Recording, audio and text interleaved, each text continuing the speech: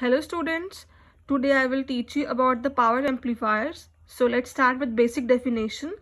Power amplifier is meant to raise the power level of the input signal. In order to get large power at the output, it is necessary that the input signal voltage is large. So, power amplifiers does not amplify power because no device can amplify power, because the idea of amplification of power will be against the basic principles of physics. Therefore, power amplifier may be defined as a device that converts DC power into AC power and whose action is controlled by the input signal. The transistors employed in power amplifiers are called power transistors. And the question arises, what is the difference between the voltage and the power amplifiers?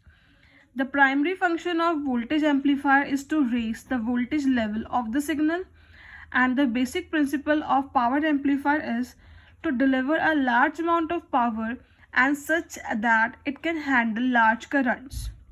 So today's lecture will be on basic knowledge of the power amplifiers, right? And what are the terms used in power amplifiers? That is power efficiency, power dissipation capacity, and distortion. So these are the three terms that are used in power amplifier. Now next we have the classification of power amplifiers. The classification will be based on, first category is based on active devices used, that is BJT, bijunction transistor, and second is FET, field effect transistor. Second category is based on the principles of frequency range of operation, that is DC amplifiers, audio amplifiers, video amplifiers, and RF amplifiers. For the DC amplifiers, the frequency range is 0 to 10 Hz. For audio amplifiers, the frequency range is 30 Hz to 15 kHz. And for video amplifiers, it is up to few megahertz, and 100 of megahertz is for RF amplifiers. And next category is on the basis of coupling. On the basis of coupling, the amplifiers can be categorized as direct coupling, RC coupling, transformer coupling, and DC coupling. And last is RC coupling.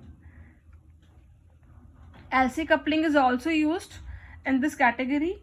And next category, on the basis of DC biased magnitude of input signal.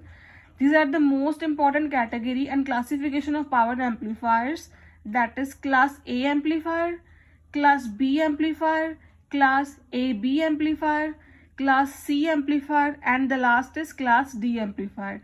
This classification is very important. And last category is on the basis of deriving output, that is single-ended power amplifier, double-ended power amplifier, and the last is complementary symmetry push-pull amplifier. So it is all about the basic knowledge and basic introduction of the power amplifiers, categories of the power amplifiers, right? And the most important category is on the basis of DC bias magnitude of the input signal. So in class A amplifier, transistor in this configuration remains in the active region throughout the AC cycle. Q point and the input signal are such that to make the output current flow for complete 360 degree. And class B amplifier, transistor in this configuration remains in the active region only for half of the cycle. Q point is fixed at the cutoff point of the characteristic so that output flows only for 180 degree. Class AB amplifier, transistor in this category remains in the active region for less than the whole cycle but more than the half of the cycle. Class C amplifier, Q point is fixed beyond the extreme end of the characteristic. Transistor is in active region for less than half cycle. Last category is class D amplifier.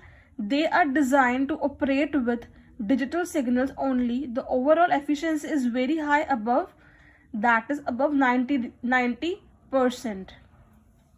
So it is all about the basic description of the power amplifiers and the classification of power amplifiers. And next description of these amplifiers will be discussed in the next lectures. So thank you.